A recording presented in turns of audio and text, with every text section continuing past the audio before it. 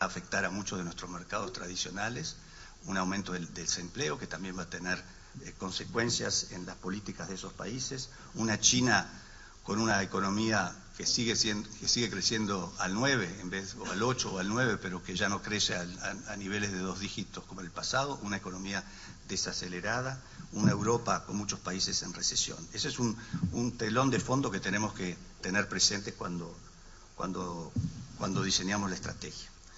El segundo tiene que ver con el colapso de la ronda de Doha y qué podemos hacer en ese campo, y me voy a referir al mismo. El tercero es la parálisis en el Mercosur y las dificultades que tenemos para negociar con terceros países, y también voy a referirme a eso. El cuarto, y me parece que es un tema fundamental, es la proliferación de acuerdos comerciales preferenciales que estamos viendo en el mundo, tanto a nivel de países grandes como también de nuestros competidores principales en otros mercados. En la década pasada los acuerdos regionales o preferenciales eran más bien acuerdos entre países grandes, Estados Unidos, con países más chicos, como podía ser Colombia, Perú, Panamá, etcétera. Y la verdad que en ese tipo de acuerdos, que eran más políticos que económicos, no se veían demasiado el impacto económico que eso podía tener en términos de desvíos de comercios y de otras facetas. La Unión Europea hacía sus acuerdos con África. El panorama que estamos viendo hoy en día es bastante distinto. La Unión Europea está negociando con India y están a punto de terminar un acuerdo de libre comercio. Australia y Nueva Zelanda, competidores nuestros en rubros como lácteos y carnes, Nueva Zelanda ya ha terminado su negociación de un libre comercio con China y Australia la está terminando. Perú, Colombia, Costa Rica están negociando con China. La Unión Europea, después de negociar durante años con el Pacto Andino, decidió de que, como ese camino no andaba, decidió de negociar bilateralmente con Colombia y Perú, y lo están haciendo. Y me parece importante porque eso sirve como un buen precedente para nosotros. Y finalmente tenemos un nuevo tema, que puede ser una oportunidad como un desafío, que es el tema de la seguridad alimentaria, que de alguna manera se ha incorporado al tema del comercio, el tema de la volatilidad de los precios, el tema de cómo la seguridad alimentaria y el acceso a los suministros debería estar a la par del tema de los accesos a los mercados. Y eso va a tener, sin lugar a duda, connotaciones en la negociación internacional. Entonces, me gustaría culminar refiriéndome a los diferentes escenarios. Ronda de Doha, importantísima para nosotros, fundamental para nosotros, por los temas que ya mencioné, que solo se pueden negociar en ese marco, pero al mismo tiempo porque ya tenemos en estos 10 años de negociación un paquete de negociación que está más o menos acordado en términos de eliminación de todos los subsidios a las exportaciones, en términos de reducciones del 70 al 80% de los apoyos domésticos a la agricultura en países del OECD, acceso a los mercados no tanto en términos de desgravaciones arancelarias, pero de cupos importantes. Por ejemplo, la Unión Europea, por considerar la carne un producto sensible, estaría, en el contexto actual de las negociaciones, debería abrir un cupo de carne vacuna, para dar un ejemplo que al Uruguay le interesa, de 360.000 toneladas de carne, de los cuales la mitad serían carnes de tipo Hilton. Es decir, estamos hablando de 10 veces más la cantidad de Hilton que la que tenemos actualmente en Uruguay. Si pudiéramos solamente acceder a ese cupo, sería importantísimo para nosotros. Y tenemos que seguir perseverando hasta el éxito de esa ronda, por más difícil que parezca hoy en día. El panorama que se nos presenta no es el mejor, porque sabemos que si Obama llega a ser reelegido en Estados Unidos, él ha mantenido hasta ahora de que esa ronda está desequilibrada y que necesitaría mayores concesiones para poder aprobar el paquete en su totalidad. Por otro lado, la Unión Europea, con los problemas que está de deuda y de crisis financiera, no podemos esperar de ellos una gran iniciativa. Tampoco la podemos esperar del director general de la OMC, que hasta ahora ha tenido una actitud de no jugársela frente al estancamiento de las negociaciones, como lo habían hecho otros directores generales. Pero nosotros tenemos en la OMC un grupo de países defensores del multilateralismo entre los cuales el Uruguay siempre ha estado presente y siempre ha tenido iniciativa, que podríamos tratar de juntarnos una vez más. Estoy hablando de países como Noruega, Suecia, Australia, Nueva Zelanda, una cantidad de países, Costa Rica, Suiza. Podríamos tratar de juntarnos nuevamente para poner una propuesta de negociación sobre la mesa en el momento oportuno. Una propuesta que recoja parte del paquete que está hoy sobre la mesa y que debería contar con un cierto grado de apoyo, y quizás deberíamos complementarla con ligando el acordar este paquete con el inicio de nuevas negociaciones en el marco de la OMC, que seguramente contemplen temas que hoy en día hay muchos países que quieren verlos y que no están siendo objeto de negociación. Me refiero, por ejemplo, a todo el vínculo del comercio con el medio ambiente, el cambio climático, los estándares privados que hoy en día son importantes a nivel internacional. Por lo tanto, en lo que se refiere a la ronda de Doha, yo diría no bajar los brazos, seguir trabajando. En algún momento, todo ese esfuerzo de 10 años que ha llevado a ciertos resultados importantes para nosotros tiene que consolidarse y tenemos que estar presentes. En el marco del Mercosur propiamente tal, bueno, yo creo que es notorio, como se ha expresado, de que nos impone en este momento al Uruguay obstáculos para nuestro desarrollo y para el logro legítimo de nuestros intereses nacionales. Y por lo tanto el Mercosur no puede de ninguna manera justificarse como el eje principal de una inserción externa. Pero al mismo tiempo parece poco razonable pensar de que el Uruguay va a denunciar el acuerdo y salir del Mercosur, o que nos vamos a convertir en un socio como Chile. No, por razones geográficas, históricas, económicas y políticas, yo lo descarto totalmente. Además, nadie nos dice de que por hacer eso vayamos a favorecernos con mejores condiciones de acceso, o que no se nos repita en peores condiciones lo que nos está pasando hoy en día. Por lo tanto, lo que necesitamos en el Mercosur, y hoy en día no están las cosas maduras para eso, es un gran sinceramiento y flexibilidad, dejar de lado la retórica que nos ha caracterizado y aceptar las realidades, asumir nuestras diferencias y por lo tanto llegar a una nueva configuración de compromisos y obligaciones sustentadas en realidades y flexibilidades que nos permitan obtener estos objetivos. ¿Qué significa esto? Significa volver al tratamiento colectivo de los temas y a replantearnos etapas de instrumentación. Yo creo que la flexibilidad no necesariamente significa retroceso, si esta flexibilidad nos puede asegurar el equilibrio y al mismo tiempo ir al encuentro de carencias y contradicciones y distorsiones que tenemos hoy en día. Y por lo tanto tenemos que volvernos a sentar y buscar propuestas adecuadas a las realidades políticas y a las posibilidades de cumplimiento. Y por lo tanto tenemos que volver a la etapa de definir los plazos. ¿Qué vamos a hacer en esta etapa? Por más poco que sea, por poco ambiciosos que sean, pero tratar de ser algo, de comprometernos sobre algo que nos vuelva a dar confianza, responsabilidad y compromiso de que lo podemos hacer. Negociaciones 4+1. Evidentemente que si el Mercosur funcionara, este tipo de negociaciones de los países del Mercosur en su conjunto sería mucho mejor que negociaciones bilaterales. Pero no nos podemos hacer ninguna ilusión de que en el corto y mediano plazo esas negociaciones que tenemos sobre la mesa 4+1 van a darnos resultados positivos. Con la posición que ya fue resaltada de Argentina, con la posición de Brasil, que no quiere saber nada en materia de liberalización industrial, por ejemplo, con una posición brasilera que no quiere negociar compras gubernamentales o propiedad intelectual o servicios, es muy difícil de que podamos tener suficientes municiones para poder negociar. Por lo tanto, lo máximo que podemos esperar de esas negociaciones, y yo me mantendría en esas negociaciones, creo que sería suicida en este momento decir nos vamos de la negociación con la Unión Europea. No, lo máximo que podemos exigir es que, habida cuenta de nuestras asimetrías, habida cuenta de nuestras disparidades en los objetivos de desarrollo, se nos esté dando mayores flexibilidades en términos de ritmos y velocidades. Es decir, vamos a trabajar a diferentes ritmos, como lo hicimos con México.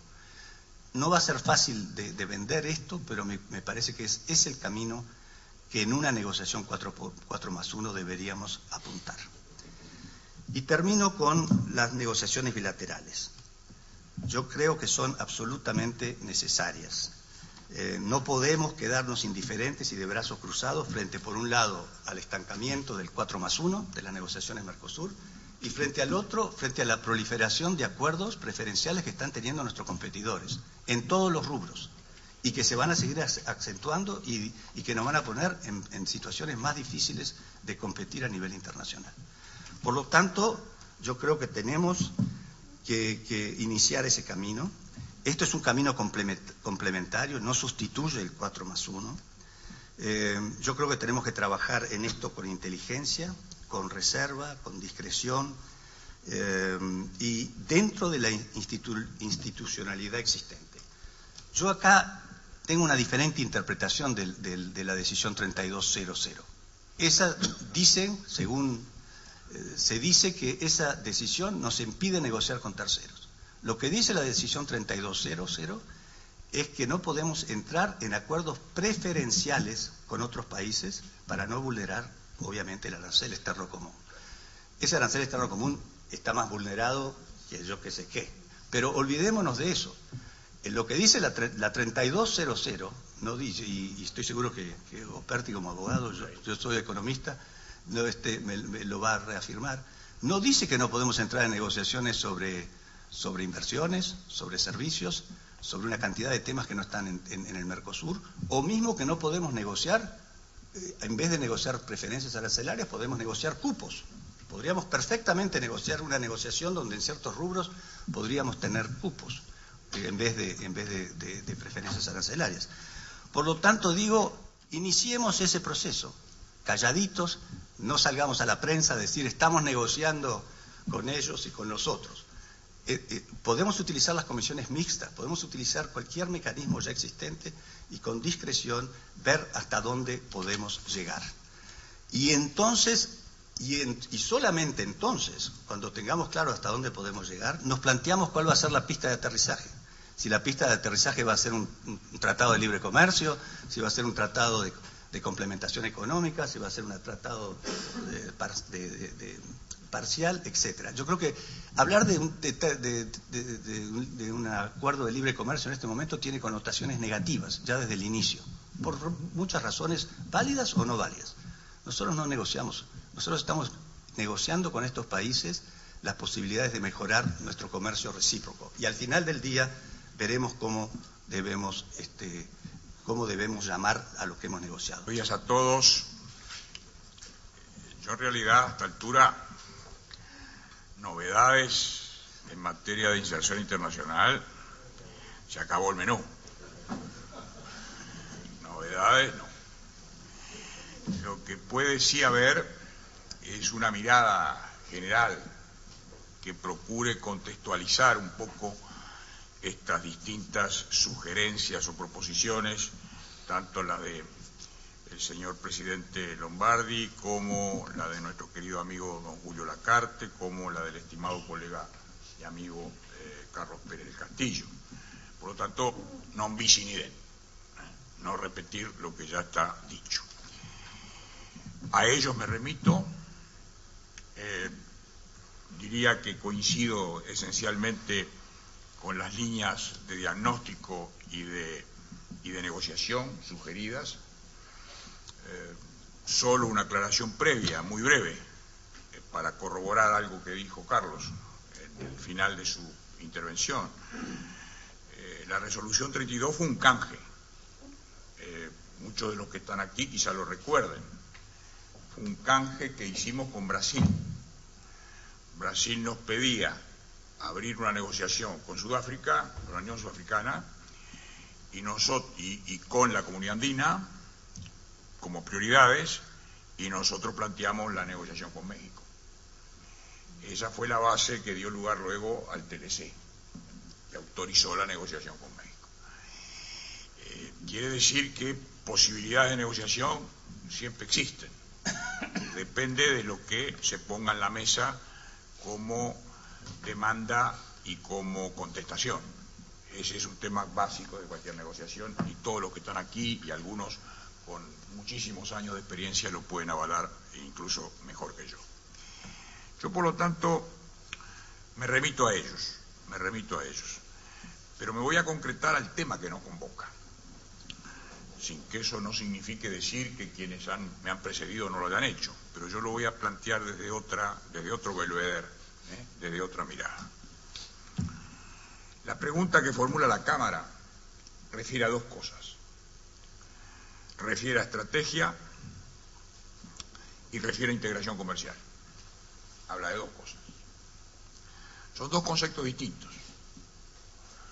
Estrategia es una pericia, es una manera, es un modo de manejar, en este caso, el comercio internacional a través de sus protagonistas, el Estado, la administración, que participa creando el marco para que los sujetos privados se envuelvan, se conciernan en la negociación concreta de sus negocios, tanto a nivel nacional como internacional, tanto a nivel personal como colectivo. Es decir, la estrategia, por lo tanto, es un elemento de reconocimiento de quiénes son los actores, cuáles son los actores y con quiénes uno debe de negociar. La integración comercial. Hablar de integración comercial es hablar de una cosa distinta a hablar de comercio. Cuando hablamos de integración comercial, hablamos de creación de espacios compartidos en materia de transferencia de bienes, de circulación de personas, de prestación de servicios, de implantación de capitales. Es decir, hablamos de un concepto bastante más rico en contenido. Probablemente no hablemos, y digo probablemente por lo que luego diré, cuando hablamos de integración comercial, posiblemente no estemos hablando de integración política. Ya nuestra Constitución del 66 nos decía en el artículo 6º, nos hablaba de la integración socioeconómica, no nos hablaba de la integración política. Este argumento ha sido esgrimido, y todos ustedes aquí lo conocen muy bien, cuando se discutió, entre otras cosas, el Parlamento mercosureño. Ese Parlamento mercosureño que hoy no puede o no está en condiciones de llevar a cabo sus deliberaciones por problemas intrínsecamente políticos. Profundicemos sobre estos dos conceptos, estrategia e integración. Sobre la estrategia comercial a nivel mundial y a nivel de regiones, como ha sido planteada tanto por el embajador Lacarte como por Carlos Pérez del Castillo, está muy clara. Lo que ocurre es que nosotros estamos en un compromiso regional que nos muestra la necesidad de utilizar ese mecanismo, de tomar decisiones, en muchos casos a través de él o dentro de él, y que nos crea, por lo tanto, limitaciones muy severas a la hora de tomar decisiones públicas. Ahora bien, desde el punto de vista de la estrategia comercial, es notorio que todo acuerdo internacional, sea de integración económica, de asociación política, de creación de una moneda común, etcétera, conlleva un cumplimiento recíproco y equilibrado de todas las obligaciones. El cumplimiento de las reglas en un mecanismo de integración es un elemento absolutamente básico.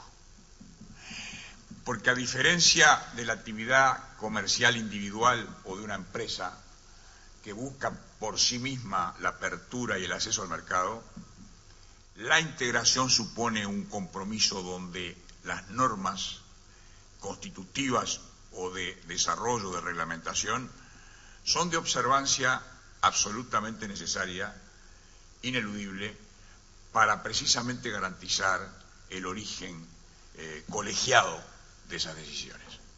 Si eso no se cumple, entonces estamos fuera, estrictamente fuera del marco de la integración. Y la primera cosa de la integración es la membresía. La primera es la membresía. ¿Quiénes son los socios? ¿Quiénes son los que pueden participar en la asamblea? ¿Quiénes son los que están en el directorio? ¿Quiénes son los que integran el consejo? ¿Quiénes son los que participan válidamente de la cumbre? Vale decir, ¿quiénes fijan las líneas políticas y económicas de orientación de esta subregión? Bueno, yo no quiero llover sobre mojado, pero este es un ámbito muy particular, porque este es el ámbito de quienes tienen negocios en desarrollo, negociaciones en proceso, mirada preocupada no solo sobre el día de hoy, sino sobre el tiempo que viene, mirando inversiones, mirando mejoramiento de capacidad instalada, mirando mejoramiento de los servicios personales, mirando incluso la utilización de los servicios a disposición, aduaneros, logísticos, de infraestructura, de transporte, etc. Por lo tanto, las respuestas a quienes demandan respuestas claras y concretas para este tipo de preguntas, en este caso, yo debo decir con mucha lealtad que hay que contestar algunas preguntas previas. Hay algunas preguntas previas. ¿Existe el Mercosur? Esa es la primera pregunta. La crisis del Mercosur no es de funcionamiento, es de existencia. Es bastante más que de funcionamiento. De funcionamiento sería si en alguna circunstancia el Mercosur muestra la dificultad para obtener acuerdos, muestra la reticencia a facilitar la rebaja del arancel externo común, o muestra la reticencia a auspiciar waivers, como en su momento se hiciera con Argentina en tiempos pasados. Para mencionar un ejemplo, la tasa de estadística, que nos habíamos comprometido a rebajarla un 1% anual y luego, debido a la presión argentina, debimos dilatar ese proceso de liberación. Eso es funcionamiento, guste o no guste, se esté de acuerdo con él o no, se disienta o no, pero eso es funcionamiento. En cambio ahora lo que hay es disfunción. Y hay disfunción porque se han producido hechos claros de apartamiento de las reglas básicas. Y esto incide en la negociación, porque para tener títulos para negociar hay que tener prestigio, hay que tener seriedad, hay que tener confiabilidad. Esgrimir la grifa Mercosur puede ser una carta positiva o negativa según se actúe. Y este es un elemento también en la negociación.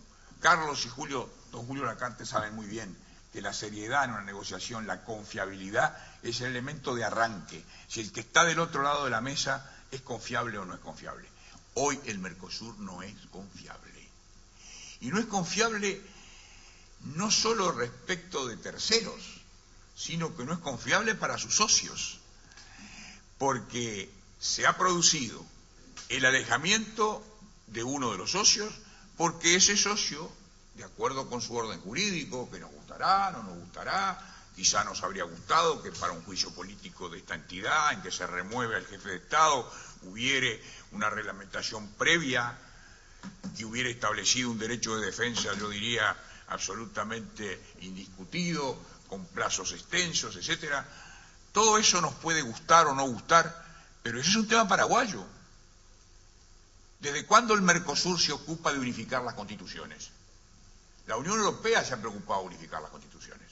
El Mercosur no se ha preocupado de unificar las constituciones. Yo hice un viejo trabajo para el BID hace 20 años, planteando que la diferencia de las constituciones era un obstáculo efectivo a la integración. Es decir, la Constitución paraguaya es la Constitución paraguaya. Y nosotros, desde el Mercosur, usando el mecanismo del Mercosur, no podemos mercosurizar, es un neologismo, no podemos convertir el tema en un tema de decisión institucional. Ese es un tema individual de cada Estado. Lo aprendíamos con don Eduardo Jiménez de Arechaga cuando éramos mozos, que en algún tiempo lo fuimos, y escuchábamos de don Eduardo Jiménez de Arechaga decirnos el reconocimiento del gobierno es una actividad que queda de cargo de los Estados, no de los organismos internacionales. Los organismos internacionales no dispensan ni reconocimiento ni desconocimiento. Yo recuerdo muy bien cuando se produjo un golpe de Estado en Panamá, con el general Noriega a la cabeza, en que se planteó el problema de si la OEA podía o no reconocer al gobierno. Yo en ese momento me tocaba en forma simplemente abecedaria la presidencia del Consejo Permanente. Y expresé claramente que me parecía que era absolutamente inequívoco que la decisión de reconocimiento la debía tomar cada Estado, y no era una decisión que pudiera tomar la organización. Lo mismo sucede con el Mercosur. El Mercosur no está en capacidad jurídica, institucional, de decirle niego al gobierno emergente de Paraguay la existencia como tal. Pero además, el Mercosur sí tiene facultades de suspender a un Estado, por supuesto que tiene. Las tiene porque el protocolo de Ushuaia I, el de Ushuaia II no está vigente, lo prevé expresamente, pero prevé un mecanismo, este sí del debido proceso. De este debido proceso nadie habla. Todo el mundo habla del debido proceso que de acuerdo con la Constitución paraguaya o de acuerdo con lo que es la sintonía esa un tanto genérica de la palabra debido proceso, del cual todo el mundo habla y muchas veces no se sabe bien exactamente en qué consiste y se traslada al nivel político un concepto de índole más específicamente vinculado con los derechos humanos y con el poder judicial y no con el poder político. Establece un mecanismo que es la consulta previa. La consulta previa, la consulta entre sí y la consulta con el Estado afectado. Entonces alguien me puede decir traviesamente, pero ¿cómo usted sugiere una consulta con el Estado afectado cuando este viene de ser suspendido? El propio protocolo de Ushuaia establece precisamente que el Estado afectado no puede participar en ese proceso de consulta, en ese proceso de decisión, perdón. En el proceso de decisión no puede participar, sí en el de consulta. ¿Qué quiere decir que hubiera sucedido si se hubiera hecho una consulta? Probablemente se hubieran podido fijar condiciones de actuaciones del Mercosur ayudando a Paraguay a salir de la situación en la que puede encontrarse. Pero además, nos hemos olvidado de algo muy importante. El Mercosur es un organismo intergubernamental, no es supranacional. Esto es muy importante, lo que pasa es que esta palabrita se usa a veces y no vemos las consecuencias que esto trae. Por lo tanto, no tiene un juicio propio, distinto, superior, de jerarquía mayor que el de los Estados. No. Cada Estado mantiene su voluntad política, jurídica, válida por sí misma, y solo de la suma, solo de añadir voluntades, de juntar voluntades, surge la voluntad del Mercosur. El Mercosur no tiene una voluntad propia. La voluntad la componen, porque es un organismo intergubernamental, la componen los Estados. Por eso es que rige ese sabio principio del artículo 20 del Tratado de Asunción, unanimidad de todos los miembros para el ingreso de terceros países, y rige el protocolo Europreto, consenso y presencia simultánea de todos los países para una decisión del Consejo. Quiere decir, por lo tanto, que se ha violado el tratado a lo largo y a lo ancho del tratado. Se ha violado el derecho internacional sin ninguna duda. Entonces, ¿vamos a hablar de una negociación externa desde el Mercosur? Señores, primero pongamos orden dentro del Mercosur, primero limpiemos la casa, mostrémonos pulcros, prolijos, presentémonos sin arrear pancé, presentémonos de una manera franca en la que digamos que hemos agotado nuestras posibilidades de mejoramiento de la situación político-institucional del organismo.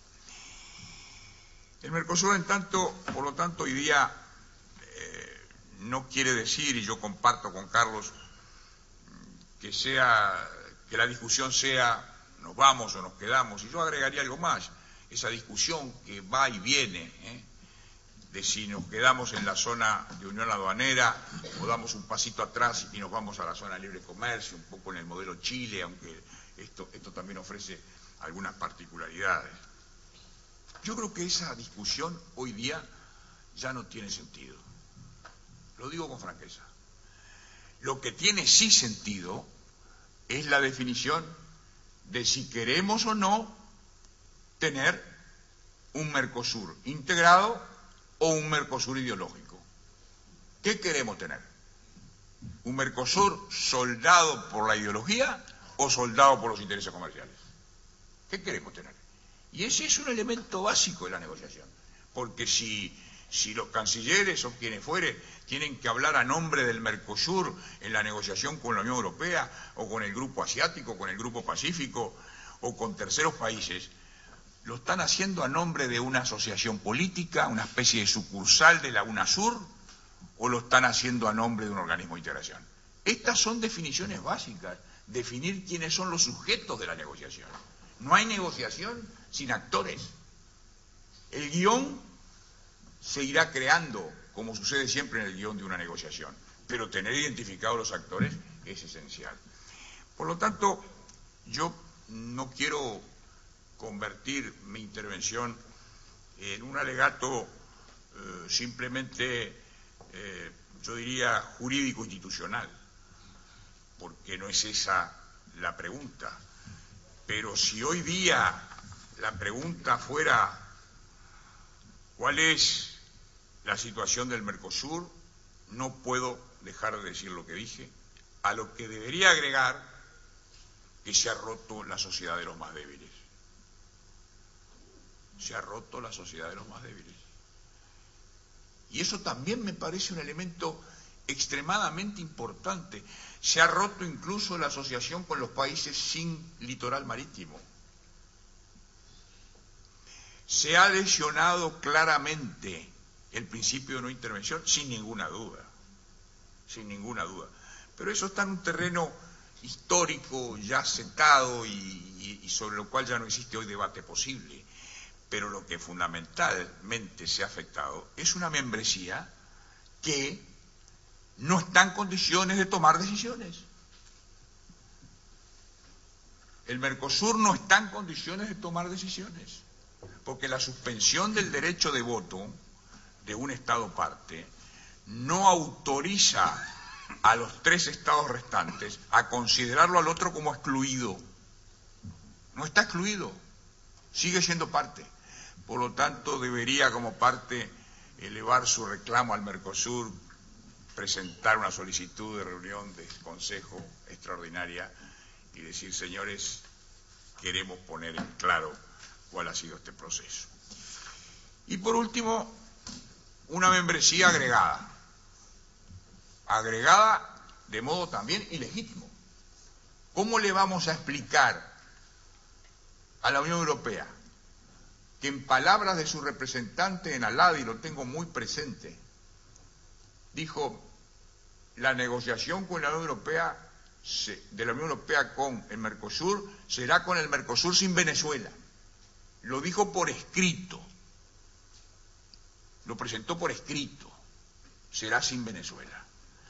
Y resulta que nosotros, que por una parte decimos, apuremos la negociación con la Unión Europea, sigamos intercambiando ofertas, veamos si podemos reducir el margen de oposición en materia sobre todo de servicios financieros, que es donde Brasil aparece siempre con una posición muy rígida. Le ingresamos un socio que, lejos de ayudarnos en el mejoramiento de nuestra imagen negociadora, nos la perjudica. Y lo hacemos además de modo irregular, porque si lo hubiéramos hecho de modo regular, podrá ser cuestionada desde el punto de vista de las consecuencias, pero no desde el punto de vista de su nacimiento. Y esto nació mal. Nació mal porque el transcurso del tiempo en materia de instituciones políticas ni extingue derechos ni da derechos. En materia político-institucional no hay prescripción. Un Estado puede tomarse el tiempo de la vida para resolver si acepta o no a otro Estado. Eso está unido intrínsecamente al principio de soberanía. Desde Westfalia, desde 1643 en adelante, los Estados se han reservado la facultad de resolver ciertas cosas por sí mismos. Esto tiene ya 400 años. Es decir, estamos en una situación en la cual se ha ingresado un país, un Estado, sin base legítima para hacerlo, porque uno de los 4 Estados no se ha pronunciado favorablemente, no ha dado su asentimiento. Y yo he escuchado perplejo en mi casa, y así mirando la televisión, gente que representa, que tiene cargos públicos importantes, por lo menos con exposición pública, que ha dicho con una ligereza, ya no hablo como dice el Código Civil de malicia temeraria, pero sí de ligereza culpable, con una ligereza total. ¿Cómo ha pasado tanto tiempo, y Paraguay no se expide? Entonces había que aprovechar la circunstancia de que Paraguay no estaba para tomar la resolución. Esto me parece un argumento tan falaz, tan intrínsecamente ilegítimo, vergonzante. Discúlpeme, Lombardi, pero yo sono italiano. Vergonzante. Porque ¿cómo se puede decir que aprovechando que un Estado no está, los otros tres hacen lo que no pueden hacer si no están los cuatro? Es una cosa absurda. Entonces, por favor, esta es una institución muy seria. Y yo me siento responsable y me hago responsable, como siempre, de todo lo que digo. Pero quiero decir también que si un emprendimiento está a la vista, está en el horizonte, hay que mirarlo como algo, como un objetivo razonable al cual hay que tratar de acercarse, es el objetivo de mejorar esta situación enferma institucional del Mercosur. No podemos seguir navegando en este juego en que hemos quedado unidos a los dos grandes, presos de un alineamiento ideológico que está reñido con la integración. Ideología e integración es un cóctel absolutamente intolerable. Lo prueba Europa. Europa no ha mezclado ideología con integración. En absoluto. Conviven y siguen conviviendo y seguirán conviviendo gobiernos de distintos signos, miradas sobre el mundo distintas y apreciaciones sobre la concesión liberal o intervencionista distintas. Pero conviven, porque el pluralismo está en la base misma. Y el acuerdo del Mercosur, porque el derecho es importante, no hay mejor manera de ganar un pleito que tener razón. El acuerdo 18 del Mercosur es un acuerdo aladiano, hecho en el seno de Aladi, pertenece al activo normativo de Aladi. Aladi, uno de sus principios fundamentales es el del pluralismo ideológico. Por eso está Cuba en Aladi. Por eso está Cuba. Si no, no estaría Cuba. O no habría ingresado en su momento. Quiere decir, señores, que estamos en el mundo de la contradicción.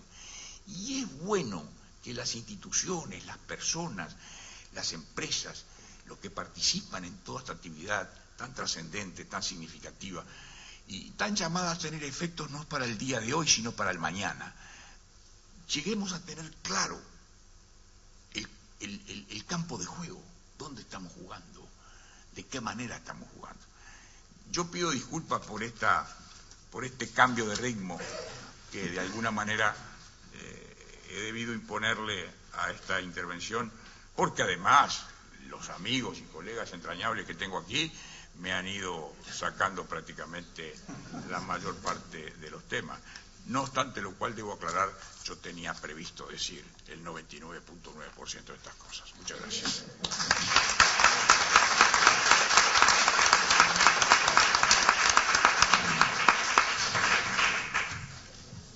Muchísimas gracias, doctor. Quisiera abrir un espacio para hacer las consultas que crean pertinentes. Tenemos unos micrófonos. El que quiera realizar alguna pregunta a los panelistas.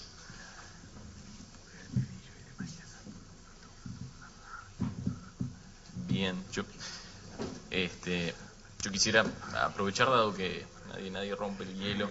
El embajador Pérez del Castillo señaló de forma muy pertinente las posibilidades que tiene Uruguay de firmar acuerdos que no necesariamente implican preferencias comerciales, pero sí pueden ampliar cupos, apuntar a ítems específicos de negociación. ¿Cuáles cree usted que pueden ser las dificultades operativas de llevar a cabo esa estrategia un tanto con un perfil más bien bajo para procurar tenga éxito, ¿cuál puede ser la mejor estrategia o las dificultades que se pueden encontrar a nivel interno, a nivel de Cancillería, y a nivel externo en la otra parte negociadora, ¿verdad? Bueno, yo creo que la primera dificultad sería el pedir permiso. Y porque en el momento que pedimos permiso estamos en primer lugar diciendo de que esto no lo podemos hacer.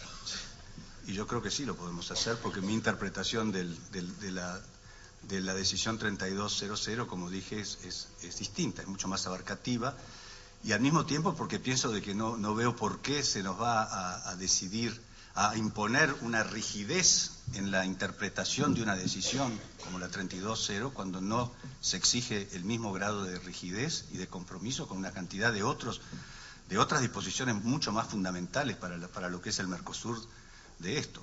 Entonces yo lo que sí diría, iniciemos un proceso de consultas, de exploración de qué es lo que podemos hacer para reforzar nuestras relaciones comerciales con diferentes países, en el marco de, como dije, de mecanismos que ya existen. Tenemos un mecanismo de comisión mixta con la Unión Europea. Hagámoslo dentro de ese mecanismo. Nadie se va a asustar porque Uruguay convoque una reunión con la Unión Europea de la comisión mixta para discutir temas. Y dentro de ese marco, que es cerrado, tratemos de explorar hasta dónde podemos llegar. Y tratemos de ser imaginativos y tratemos, en el caso de la Unión Europea, de utilizar el precedente de que están negociando. La Unión Europea, que siempre dijo que solo negociaba con bloques, hoy en día está negociando con países, como en el caso de Perú y de Colombia. Bueno, busquemos. No creo que vaya a ser fácil, creo que podemos tener dificultades, sin duda, pero tampoco creo que podemos quedarnos indiferentes frente a las realidades que estamos viviendo hoy en día y seguir siendo rehenes de un mecanismo como el 4+1 que no da resultados y que no nos lleva a ningún lado y que está comprometiendo nuestras posibilidades de desarrollo. Así que iniciemos este proceso y veamos hasta dónde podemos llegar, con discreción, con humildad, siendo conscientes de que el hecho de iniciar este proceso va a llevar a una fila de países que quieran negociar con nosotros. No creo. Tenemos que tener humildad y realismo. Son pocos, pero los hay. Y los hay por diferentes razones y, por lo tanto, explorémoslo.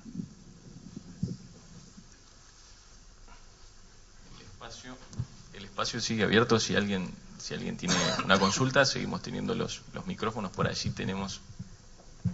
Ahí tenés la pregunta. Debido a la riqueza de las exposiciones que hubieron, a mí me da un poco como de vergüenza, sienta cortedad de plantear algo, pero realmente creo que es un activo que este país tenga todavía las posibilidades de escuchar estas exposiciones tan ricas de la forma coloquial de que participamos en ellas, y personalmente agradezco porque me han aclarado cosas que yo realmente, muchas de ellas no las tenía nada claras, particularmente el doctor Operti. Ahora, en términos de razonar y simplemente para romper el hielo, como decía recién el conductor de este encuentro, a mí me vienen a la cabeza 3 o 4 ideas rápidamente, y es lo siguiente. Por un lado, somos socios accionistas menores en todas las cosas que participamos o en la mayoría, y queda claro que nuestra capacidad de negociación, uno muchas veces negocia sin duda desde posiciones de razón o del corazón, pero también de cierta posición de poder. Si yo soy accionista menor en cualquier sociedad y tengo el 10% de las acciones o el 20% de las acciones, es bravísimo conseguir un convenio de sindicación de acciones donde mi posición pueda hacerse prevalecer de alguna forma. Y uno de los problemas que yo veo en este sentido, y respecto al cual le pregunto a los panelistas cuál es su posición, es lo siguiente. Había una frase que, ya que hablamos de estrategia, y esto tiene connotaciones a veces de confrontación o de teoría de juegos, que creo que se atribuye al general Matsumura, que decía: soy esclavo de todo lo que digo y dueño de todo lo que callo. En el caso de un país como Uruguay, que tendría que tener esta posición, coincido con lo que decía Carlos Pérez del Castillo, de negociar con una cierta astucia y por lo menos no pedir permiso, eso creo que está bien. Pero de alguna forma veo eso que es complejo desde el punto de vista país. ¿Por qué? Porque los plazos en los que hablamos, ¿verdad? Cuando pensamos en lo que está inmovilizada de hace años la ronda Doha, o lo que cuesta muchas veces lograr una posición con un mercado, muchas veces un periodo de gobierno es un periodo relativamente corto. Ahora, también creo que la sutileza de la situación y del juego en que participamos nos obligaría a tener una especie de algo así como pequeño plan secreto o algo así de lo que queremos en el desarrollo del comercio, en la integración y respecto a esa estrategia. Ahora, ¿cómo hacemos para concebir una estrategia cuando muchas veces un periodo de gobierno, que de repente son 5 años o 2 periodos se dan 10, frente a estos plazos y estas demandas tan largas y tan ricas, para consensuarlo y para saber que eso va a ser una constante a lo largo del tiempo en la conducción del país? Esa es un poco la complejidad que yo veo en esto, ¿verdad? Participo y comparto que tendríamos que especificar objetivos, plantearnos metas en el tiempo, ¿verdad? Buscar socios, pero esto muchas veces, si lo hacemos de una forma tan franca y tan expositiva como lo hacemos siempre, muchas veces terminamos cayendo en que de repente alguien dice, no, mire señor que no puede hacerlo, como cuando decía Carlos, si pedimos permiso, ¿qué es lo que nos pasa? Esa es un poco la duda que se me genera, y aparte que, reitero, agradezco muchísimo las exposiciones porque fueron absolutamente esclarecedoras, por lo menos para mí. Yo me permitiría agregar alguna puntualización que va al encuentro de la reflexión y del comentario que se ha hecho. Yo estoy totalmente convencido de que el país no se va a paralizar, ni su comercio exterior, ni su sistema productivo, ni económico, por lo que viene de suceder en el Mercosur. Soy realista en ese sentido y entiendo perfectamente que estas crisis político-institucionales no pueden ejercer un efecto paralizante, y creo que no deberíamos llevarnos de aquí el mensaje o el resumen, el sumario de que el país ha quedado de alguna manera prisionero y limitado en sus posibilidades.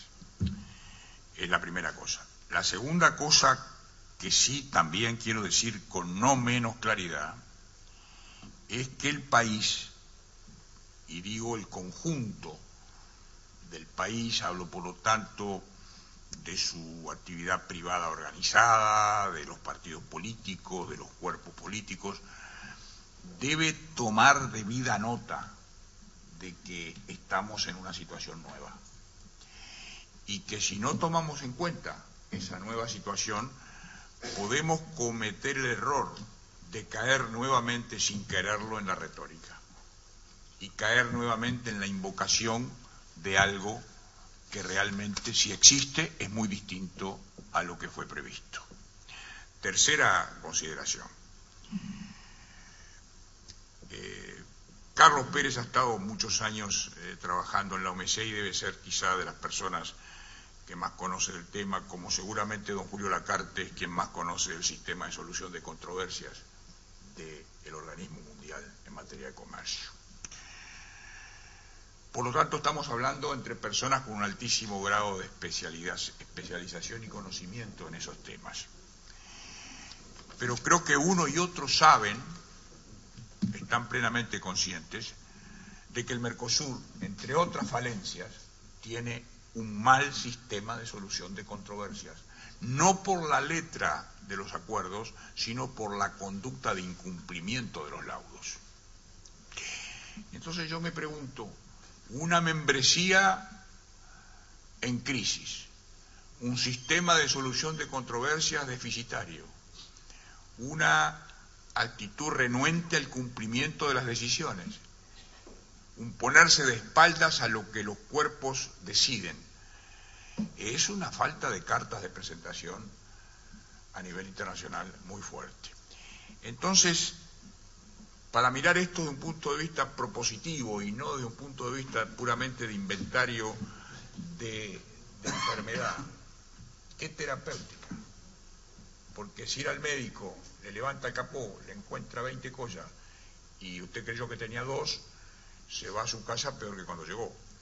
Entonces, yo digo, esta asociación, la Cámara de Comercio y otras similares, hermanas, deben colocar este tema en la agenda de conversación con el sistema político.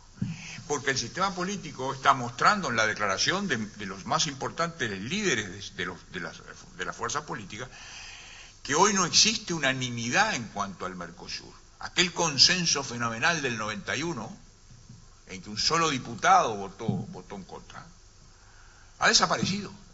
Entonces, hoy día, negociar desde algo que tiene una fragilidad de reconocimiento a nivel de opinión pública es verdaderamente complicado. Por eso a mí me interesó mucho la línea que sugirió Carlos, de una negociación con países que no resaltan en el mundo internacional, pero que ofrecen posibilidades, como él mencionó.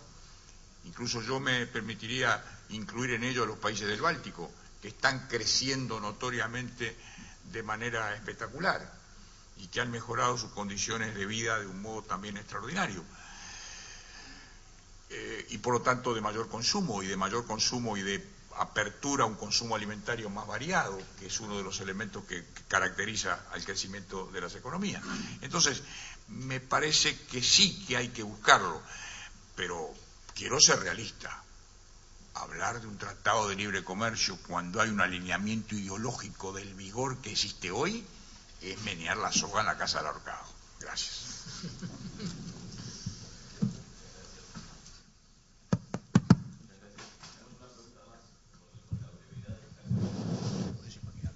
Para quienes no me conocen, mi nombre es Lucio Méndez Míguez, soy periodista e investigador histórico. Viví 10 años en el Paraguay. Trabajé en la prensa paraguaya y tuve programas en Cerro Corá, Canal 9. Asistí al desvío del curso del río Iguazú cuando se iba a realizar la represa de Itaipú. Perdón, la pregunta, por favor, porque estamos sobre el tiempo. Bueno, dejamos acá entonces. Si quieres hacer la pregunta, con todo gusto. Bueno, a manera de pregunta, si es tan breve el tiempo, yo quería hacer otro tipo de exposición para llegar a un razonamiento. Pregunto a los señores miembros de la mesa, cuyas palabras me llegaron muy profundamente, en especial las del doctor Didier Operti, ¿qué medidas pueden tomar los hombres lúcidos de nuestro país, no hablo de partidos políticos, para tratar de evitar de que a nosotros nos ocurra lo que les ha ocurrido al Paraguay? Paraguay no puede vender al precio que vale la energía eléctrica que le brinda Itaipú a Brasil, ni puede cobrar la energía eléctrica que le está brindando a la República Argentina.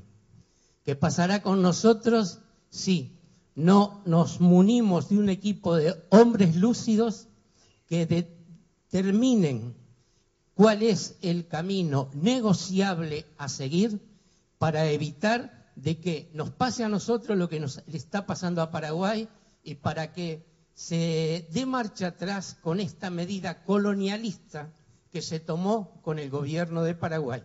¿De acuerdo? Gracias.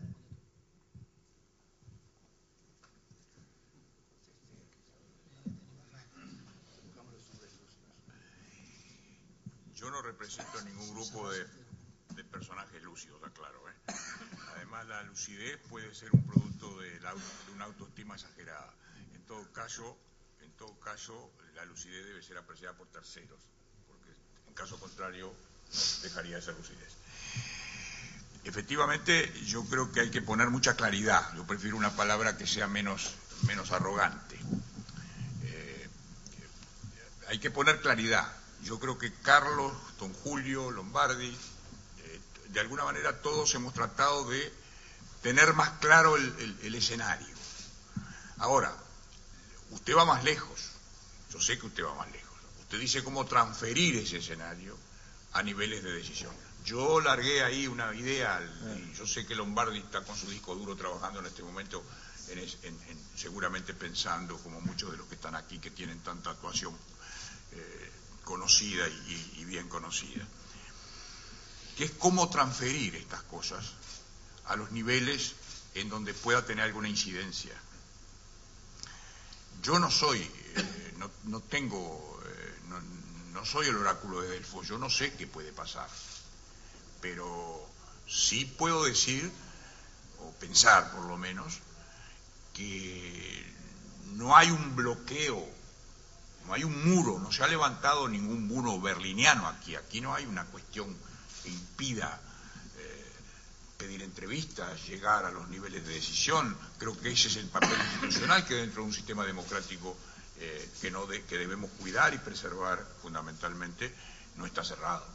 Por lo tanto, tengamos nuestra batería crítica bien establecida, bien identificada, para saber dónde está el origen del problema, pero no nos cerremos de ninguna manera a hacer permeable ese diagnóstico y de alguna manera influir también del modo que se pueda en la terapéutica. Muchas gracias, doctor. Le damos la palabra al doctor Claudio Piacenza, secretario general de la Cámara Nacional de Comercios, para que nos regale unas reflexiones finales. Bueno, gracias a todos. En nombre de la Cámara Nacional de Comercio y Servicios, queremos realmente destacar a estos 3 embajadores de fuste que nos dimos el lujo de tenerlos como panelistas. Son amigos de la casa, les respetamos toda su trayectoria.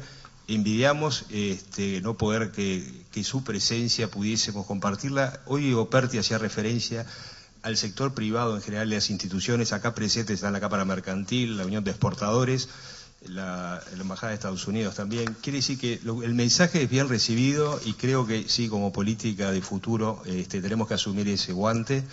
Y muchas gracias por iluminarnos con estas breves exposiciones de todos ustedes que realmente nos han enriquecido. Así que muchísimas gracias de nuestra parte.